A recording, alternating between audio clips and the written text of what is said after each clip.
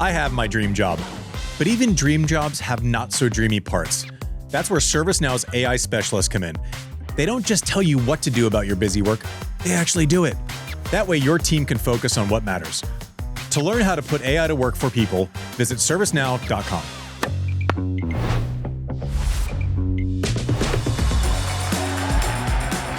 Hey everyone, welcome to Serve, brought to you by ServiceNow. Guys, sorry, let me put Oh no, you muted yourself with the headphone. Guys, this is a mess. So, you guys are in Blair studio. Witch Project. I am somewhere in remote France in an old rustic cabin, which sounds great, and it's beautiful, and it's amazing.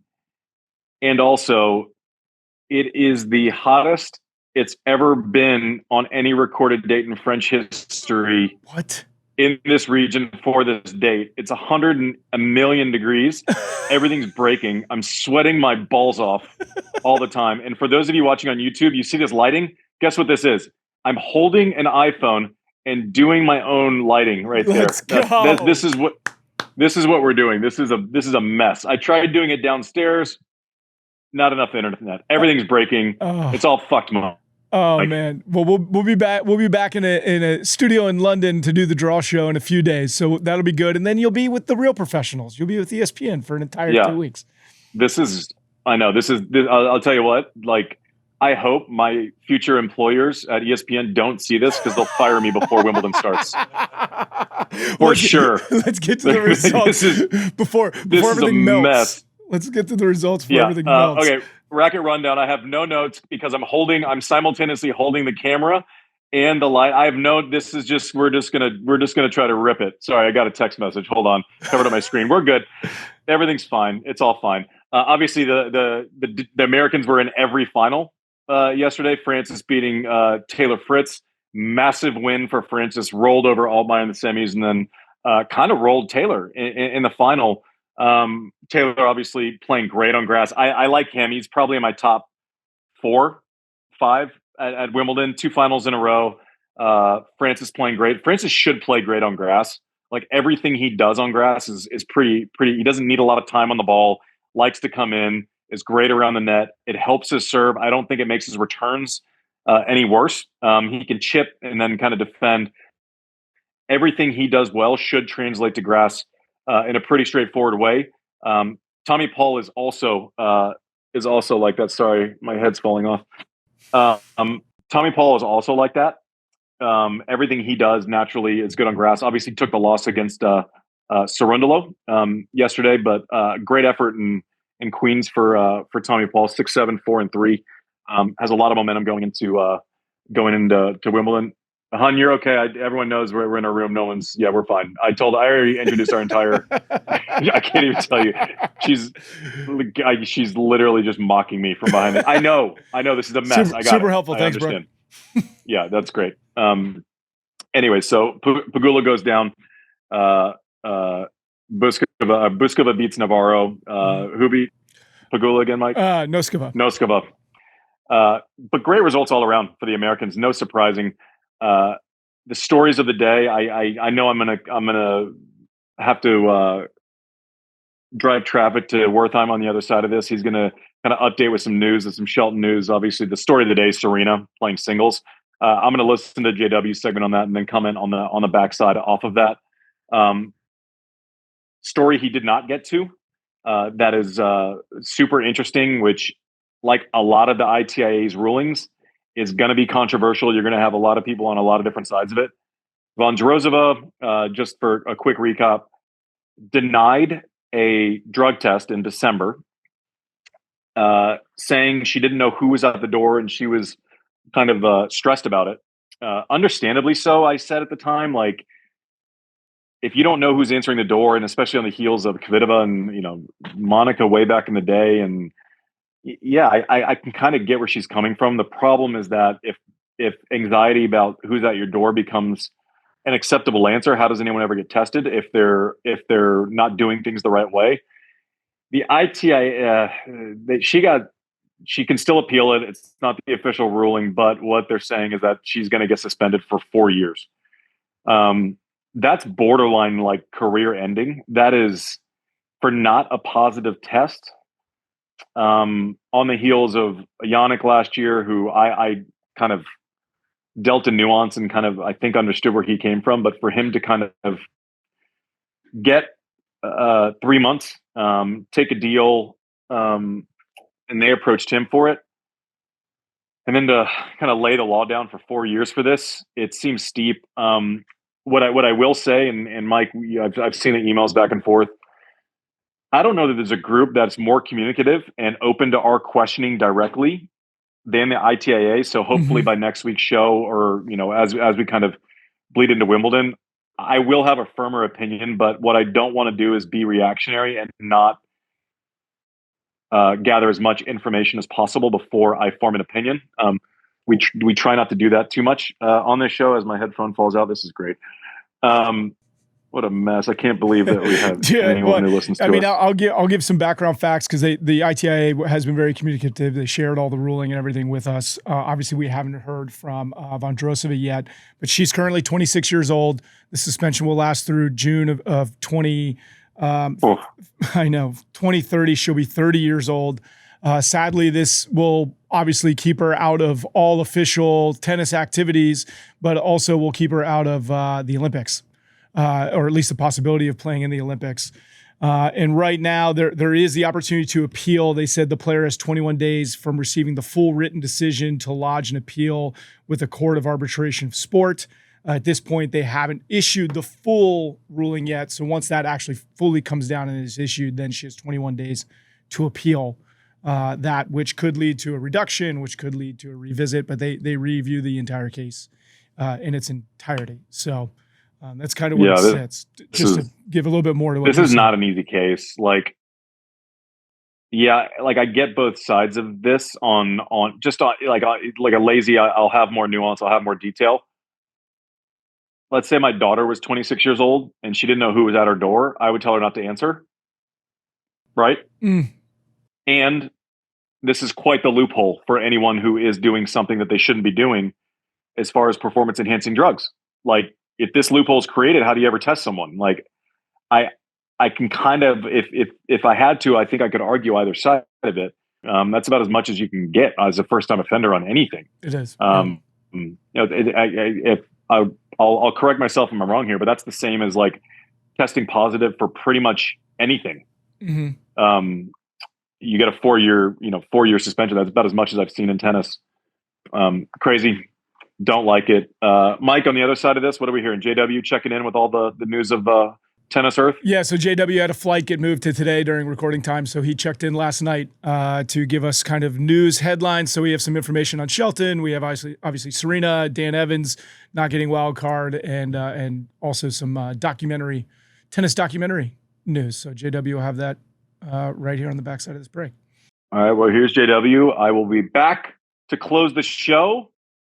Maybe I'll have some opinions that are different than JW. Thanks for listening to Served. We will be right back. Mike, guess what? It's almost here. As you know, we're heading to London to cover the tournament every day. And we found the perfect home base while we're there, a home we booked on Airbnb.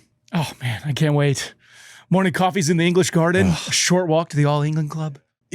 But we've gone over this. We're staying in separate houses. Little time apart, it could be good for us. You know what, though? There are plenty of options for Techie Sean and I on Airbnb anyways. Exactly.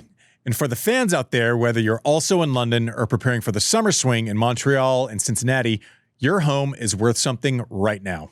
So what you're saying is that my cousin Jenny in Cincinnati can list her place this summer? 100%. Tons of fans are going to be following their favorite players to the next tournament.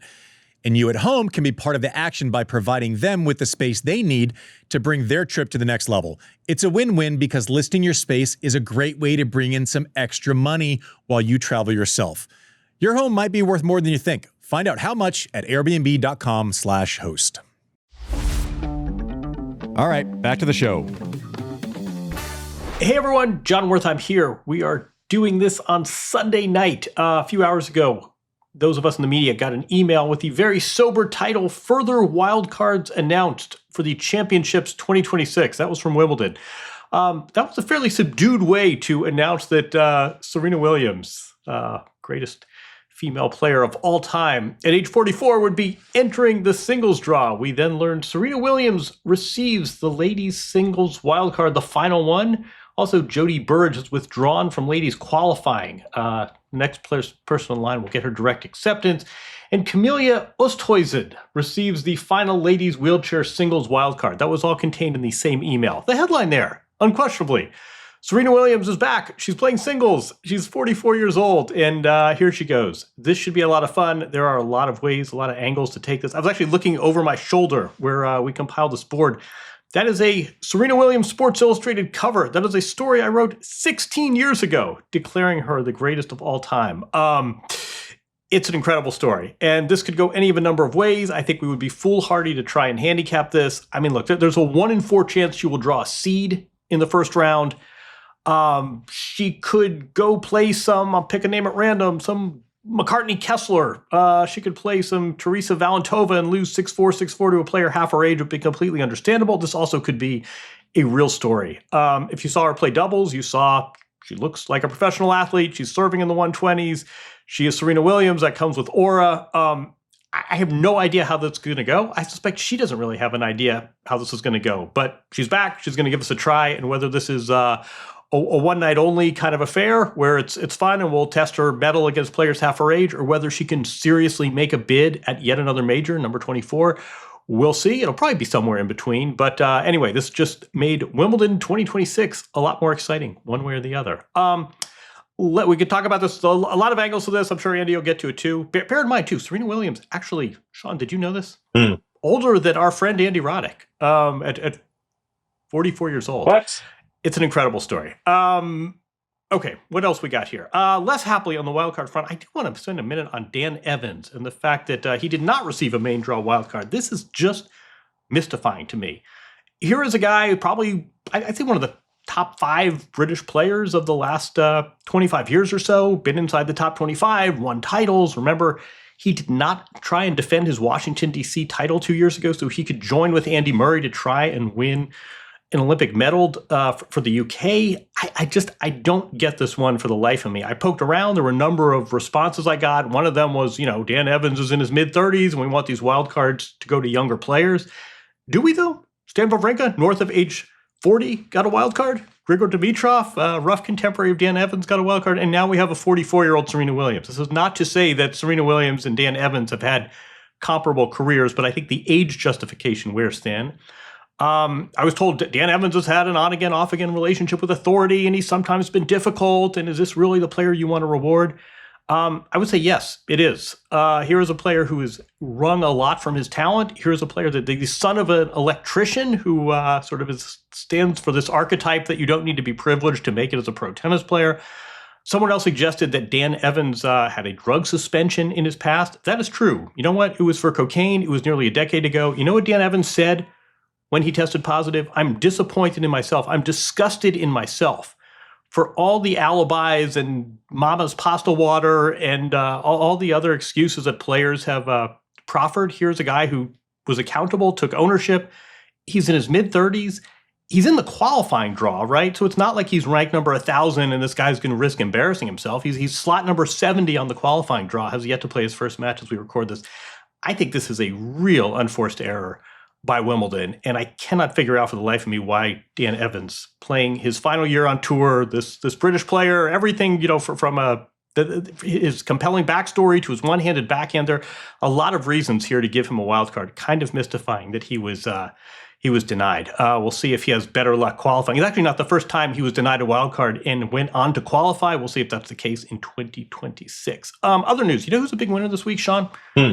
Coco Gauff. Why do I say that? She did not have a great week in singles. She lost to Paula Badosa.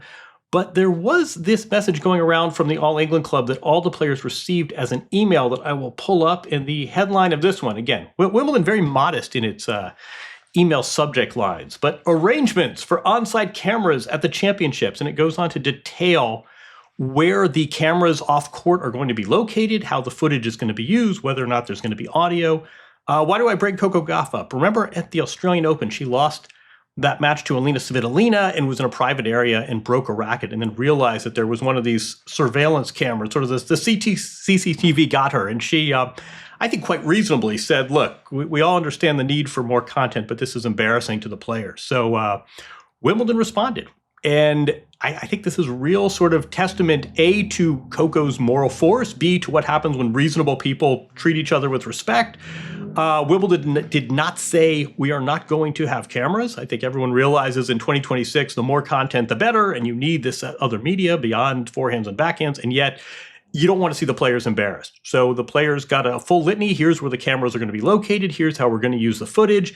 The players now are fully aware of where the cameras are, and I give Coco a lot of credit. This is what happens when reasonable people make reasonable cases, when tournaments listen to players, and that there wasn't a complete acquiescence. There still are cameras, as there probably should be, but the players will know where they are, and they'll know where they can and can't break rackets if they don't want the public to see it.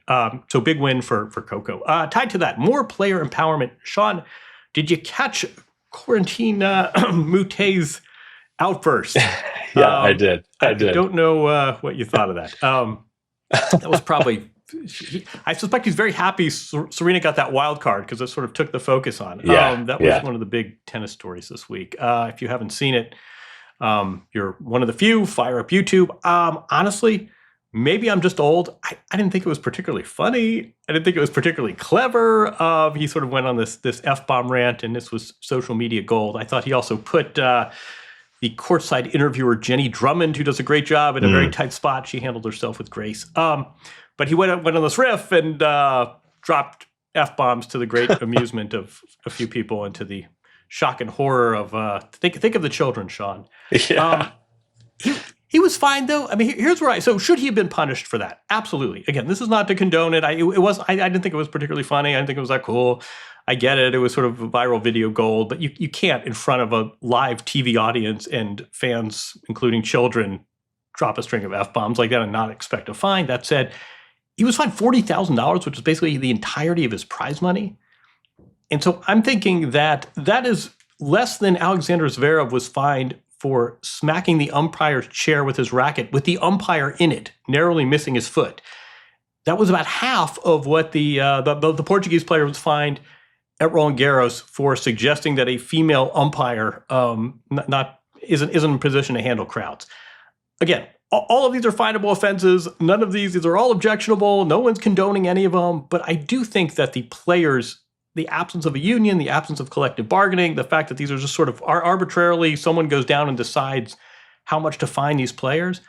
In the NBA, where the average salaries are north of $11 million, it's a $50,000 fine generally for objectionable speech. This is basically the same amount for a tennis player who makes a fraction of that, wiping out his entire week's work. And just the fact that this is just sort of arbitrarily decided and there's a clause in the rule book, but it doesn't really apply, that doesn't sit particularly well with me. So while the players negotiate for more of the majors' prize money, as they successfully did at Wimbledon, maybe they want to add more of a voice in conduct and disciplinary policies as well. Other news points. IMG seems to have lost a client. It seems as though Ben Shelton, who signed with IMG about a year ago, is moving on to a Europe-based agent. I'd say that's a mild upset. Ben Shelton, top 10 player, young, likable, lefty, star-driven, has an on deal that's going to come up for renewal. A bit surprised to see him leaving IMG. This is not the first player to do so, nor is it the first player who's ever, players have left IMG in return. Naomi Osaka, chief among them. It doesn't mean it's forever. But again, remember about a year ago, Coco Gauff, I think I was told was played a role in trying to recruit Ben Shelton to come over to IMG. He did for about a year, and now it seems he's off with a new management agency. All right, one more real quick. The ATP number one club, 29 players have been ranked number one at one point in time, including our friend Andy Roddick. And now Amazon Prime is doing a documentary, 4-part series titled Aces, about these number one players. A number of them, including Pete Sampras, interestingly enough, sat down for interviews. This was sort of a continuation of our theme that the documentary space loves tennis. Tennis loves the documentary space. I will shamelessly plug The Final Set, the Chrissy and Martina film that is going to launch on Netflix and drop a week from today, June 26th. But also keep an eye on Amazon Prime, because I've told that this was supposed to come out in May, and now it may be pushed to even next week. There's very little about it online, but Aces, the ATP #1 club, watch for it on Amazon Prime. Those are the 29 men who have reached #1 in the ATP rankings. So anyway, those are a few news and notes ahead of Wimbledon. I'm sure we'll have much more when the third major of the year gets going in a week. But the big headline, of course, is Serena's return, and the draw comes out Friday. Let's see, there are about 127 other players who will be very curious how this draw shakes out. But Serena, after a 4-year absence, back in the singles draw of professional tennis, and we'll see how she fares. That's the headline of our news and notes for this week. Thanks for listening to Served. We will be right back. This episode is brought to you by ServiceNow. Look, I have my dream job. I watch tennis, I think about tennis, I talk about tennis, but even dream jobs have not so dreamy parts. The stuff that gets in the way of the actual work. That's where ServiceNow's AI specialists come in. They don't just tell you what you should do about your busy work, they actually do it, start to finish. Cases closed, requests handled, no extra work for you. That way, you and your team can focus on the work that matters, which for me is explaining at length why tennis players are the best athletes on earth. Sorry, everyone else on earth. To learn how to put AI to work for people, visit servicenow.com. All right, back to the show. All right, that was JW. He didn't think the Moutet thing was funny? I guess not. I don't know. Like, the Moutet thing was hilarious. I get what he's saying about, like, put the journalist in it, or the. You don't think it's funny? I think there's kids in the. I thought it was hilarious. Yeah, I mean, listen, dude. Like, I thought the Moutet thing was funny, and I know JW didn't, and I feel for the reporter. That stinks. And also, it broke me when she was like, "Okay, please, no more bad language." And Moutet goes under his breath. He goes, yeah, sorry. And then he leans in and does it again. And I mean, let's be honest. If I sit here and criticize someone for language after what we do on this show every week, that's like heights of hypocrisy that haven't been reached before. And Moutet to me is not like, he's not like Mehdi, where Mehdi, I admit that I have a bias where I think every single thing Mehdi does is funny. I just find, and even when I know it's wrong, I think it's funny. Moutet, I don't think he's all-time funny guy. I think he's kind of a prick sometimes, and maybe he might say the same thing. And whatever it is, I thought that interview was hilarious. I've had 37 friends send it to me who aren't tennis people who are like, "Who is this guy? This is hilarious." I thought it was really funny. JW, I get it. You're coming from a different lens. I thought it was funny. I think the F word is funny. I probably should outgrow it at some point. I haven't yet. I thought it was funny. Anyways, this is like, we're spending a lot of time on like Moutet when Serena, not having played a singles match in years, like a lot of years, and saying, you know what? I think my first dipping my toes back in is going to be at Wimbledon.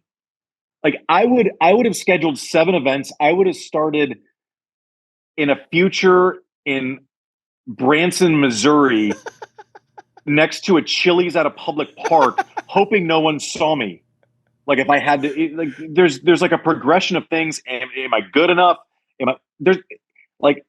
Imagine being in Serena's brain where it's like, oh no, it's going to be Wimbledon. I'm good enough. I can handle this. No problem.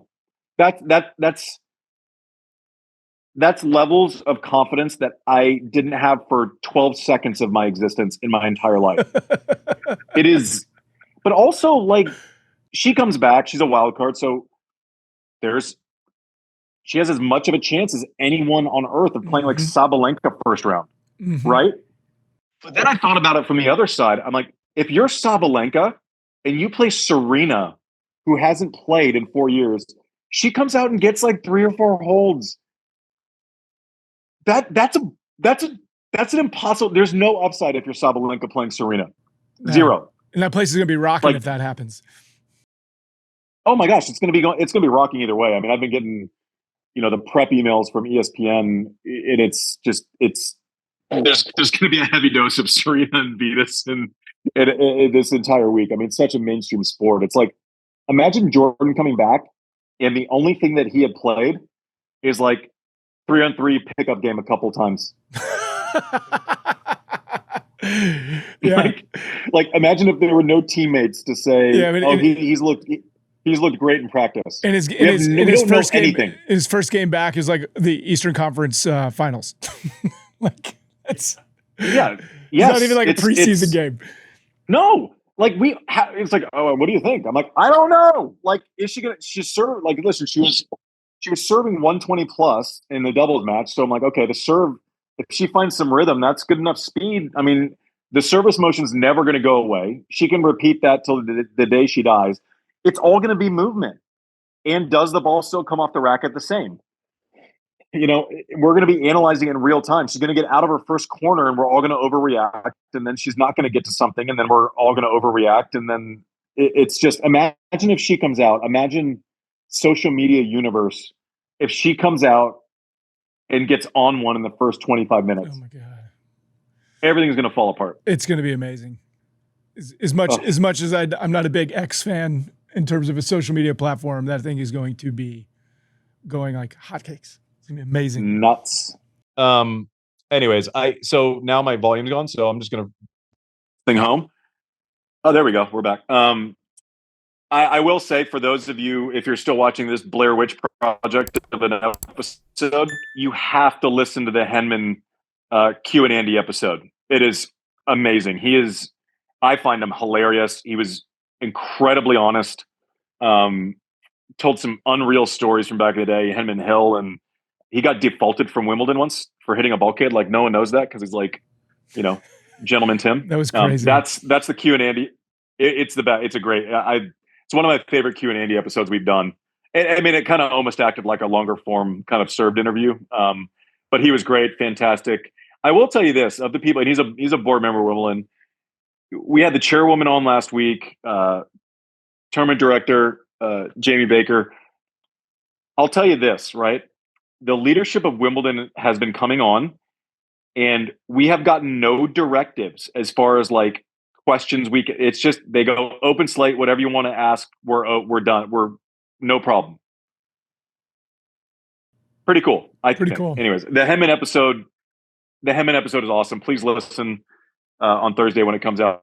That's fantastic. And then what do we have, Mike? The draw show on Friday? Yeah, we got draw show on Friday. It'll come out Friday evening. Yeah, I'm really excited. Go to servepodcast.com. Sign up for your bracket challenge now. See if you can beat Andy. See if you can beat JW, Kim, Blair, the serve team. Hopefully Andy will be in studio with us and not rummaging around in the French countryside in a haunted stone house, apparently. Haunted by the ghosts of technology past. He's frozen right now.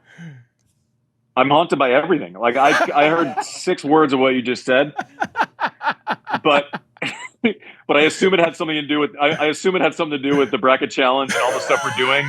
And then I'm guessing that you were mentioning that I'm not going to be holding my own light while looking into an iPhone for